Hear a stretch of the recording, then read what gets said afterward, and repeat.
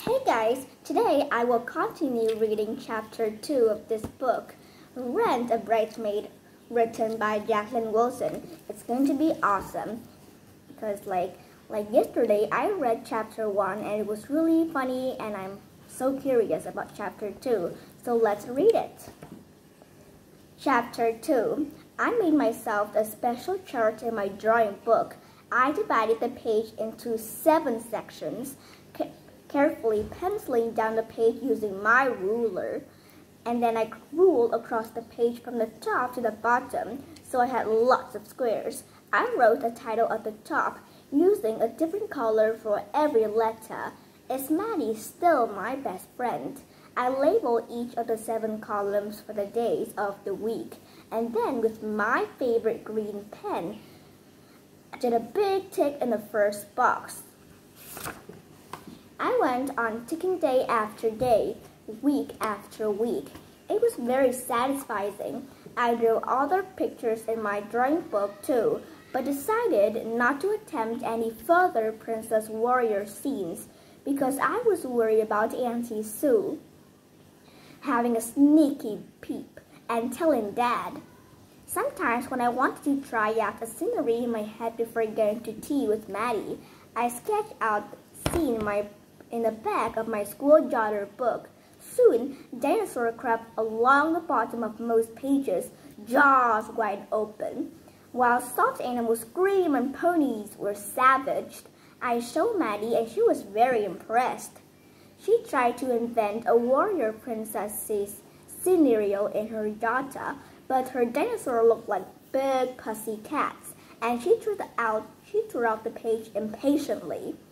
Then one day, we did a spelling test in our jotters. We all swapped our books at the end of the test. I marked Marty's and she marked mine. She wasn't actually a very good speller, so sometimes I squint so I didn't see the word properly and mark it with a tick. I often made a few mistakes too, but Maddie was even kinder and marked me 10 out of 10 most times. But then Miss Hope was suspicious and asked to see the spelling in our jotters for herself. She gave Maddie her jotter back with the telling of, kept mine. Flicking through the pages, my heart started thumping. I knew what she was looking at. She asked me to wait behind at the end of the lesson. Maddie stayed too, but Miss Hope told her to go out in the playground. I hopped uncomfortably from one foot to the other. I've been looking at all these drawings in your jotter, Tilly, said Miss Hope. I'm sorry, Miss Hope. I know we're not really supposed to draw in our jotters. I won't do it ever again, I gabbled. Can I go and play now?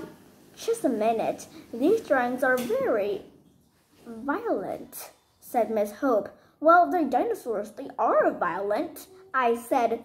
Not necessarily. Many dinosaurs were vegetarian, totally placid creatures who lived in harmony with other creatures.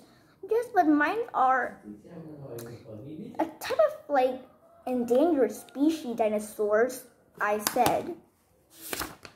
I didn't know you were especially interested in dinosaur, Tilly, said Miss Hope. Oh, yes, I am. That's why I'm drawing them lots, I said. So what is this gray one called? And this here with the spiky mane?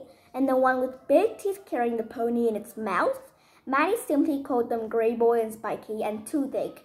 I can't remember their proper names, I admitted. Have you been to the Natural History Museum in Kensington to see the dinosaur exhibition there? Asked Miss Hope. I shook my head. That once took me to the Victoria and Albert Museum in Kensington, and I quite like some very old wooden dolls with a whole cabinet of beautifully made little clothes. Then we went to Harrods, and I liked the dolls there even more.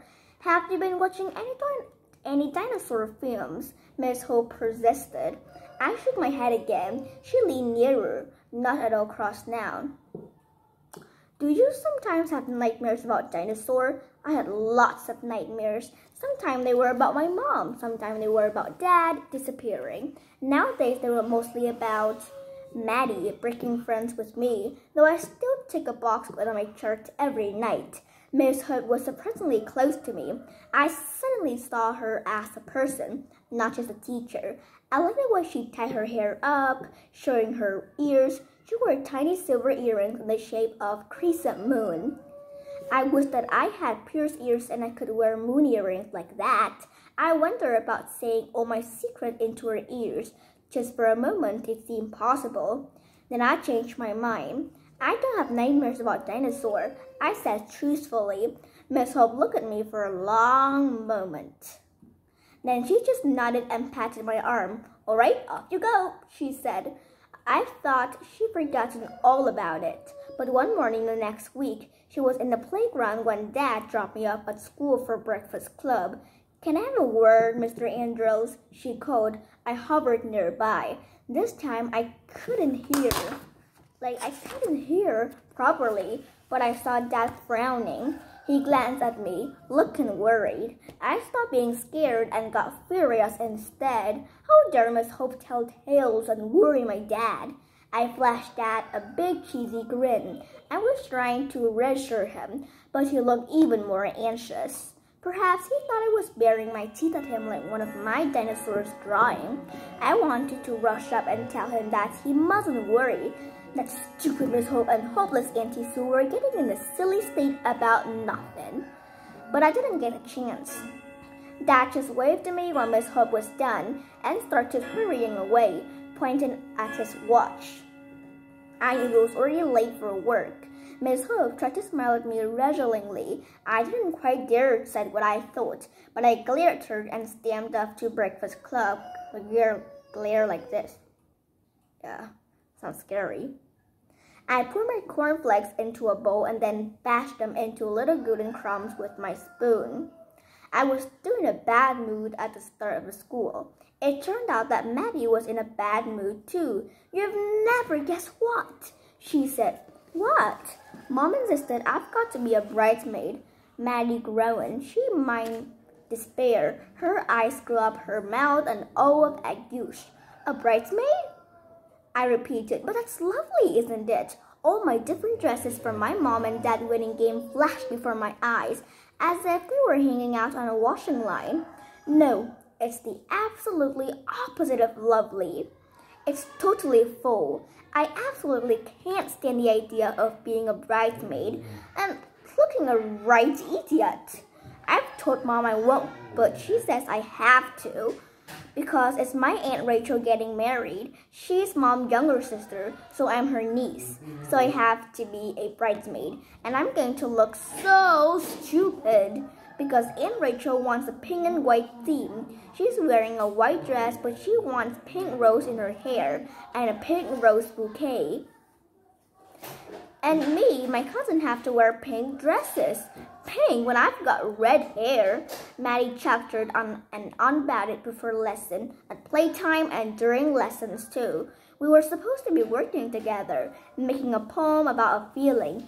It could be love or hate or fear. We had to list all the things we love or hated or fear to help us get inspired. I usually like our literacy lesson, but I couldn't stand out writing about feeling. I put writing stupid poem in our hate column. "Yeah, it's rubbish, isn't it?" said Maddie. She's added being a bridesmaid underneath. She mumbled to herself. And then she snapped her fingers. "Got it, listen." She recited her poem proudly. Here's the poem. "I can't be a bridesmaid for my aunt. I'll look silly in a daft dress with a frilly. But at the bottom in finest pink cotton. There, it's great, isn't it?" she said. "Aren't bridesmaid dresses usually silk or satin, not cotton?" "Yeah, but that wouldn't rhyme. It's a bit short, isn't it?" I said. "Well, you add a bit," said Maddie. So I wrote, "I add a second verse because it could be worse. I eat lots of cake and drink lots of Coke. And I have laughed and I have a laugh at every single joke. And I might even spill down my silly pink frill." "Cool. Draw a picture of me doing just that," said Maddie. "Then draw all my dinosaurs attacking my Aunt Rachel." "I can't. I get into trouble." Miss Hope told Dad about my dinosaur drawing this morning. I said, starting to draw Maddie. "What? She told on you to your dad just for scribbling in your jotter?" Everyone does it. Yes, I know, but she got fussed about them being dinosaurs, and so did Auntie Sue. She told Dad too. It's because they're violent. If you draw very violent things, then they think you're gone a bit weird and send you to see a lady in a clinic. I said, no, they don't. They do too. I told her. How do you know? Asked Maddie. I hesitated. I've said too much. I don't want to tell Maddie everything, even though she was my best friend in the world. I just do, I said lamely. Well, they're not your dinosaurs, they're mine. Princess Flower's very own pets. I invented them. Tell your dad and Miss Hope and that Auntie Sue lady that it's all my fault, said Mattie. No, because then you'll maybe get into trouble too. And when Dad and said I couldn't play with you anymore, I could feel my face getting very red. I couldn't bear that. Me neither, said Maddie. But don't worry, I don't think anything will happen. They're not going to cart you off to any scary clinic. They're not going to cart you off. Yeah, I won't let them. I felt incredibly comforted, even though I knew Maddie couldn't possibly defend me against 3 adults. Yeah, 3 adults, including Dad, Miss Hope, and that Auntie Sue lady. When I was at Auntie Sue's after school, I drew the most normal picture in the world. A house with garden and with lots of colorful, carefully colored flowers, and 2 girls holding hands standing on the very green grass. I have 1 girl orange hair and each has a very smiley mouth. Then I took my yellow felt tip and drew a big sun at the top of the page with rays all around. The sun had a smiley mouth too. I even gave the blue front door a curved letter box so it looked as if the house was smiling as well. Auntie Sue hovered above me. Ooh, that's a lovely picture, dear, she said, and she offered me another tea cake. When Dad came to collect me, Auntie Sue said, show Daddy your lovely pictures, Tilly. I showed Dad and he smiled. When he came to tuck me up in bed that night, he was a bit fidgety, roaming about my room, running his finger along the top of all my paperbacks and turning my china dogs the other way around. He didn't look at the photo of Mom. He never did. He finally sat down on the edge of my bed with Blue Bunny on his lap. I really like your picture of the house and the little girls, he said, but Miss Hope said you've been drawing all those monster things in your school books. It's only my jotters. We're allowed to draw stuff in our jotters. I said, yes, I'm sure you are, but Miss Hope isn't cross. She's just a little bit worried that you might be a bit upset about something, said Dad. Well, I'm not, I said. Not anymore. After the whole mom thing, I had gone a bit weird. I cried a lot at first, especially at home. I sometimes went and sat in Mom's wardrobe, just because the few clothes hanging there still smell of her. But after a while, I got angry. I'm gonna drink some water.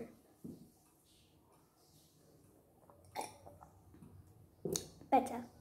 One day, I got so really angry, really red rolling angry that I got the scissor out of the kitchen drawer and cut Mom's clothes up into the little bits. I kept drawing Mom too, taking great care, doing every curl separately and drawing all the numbers on her watch. Yeah, drawing all the numbers on her watch. Careful girl, is she?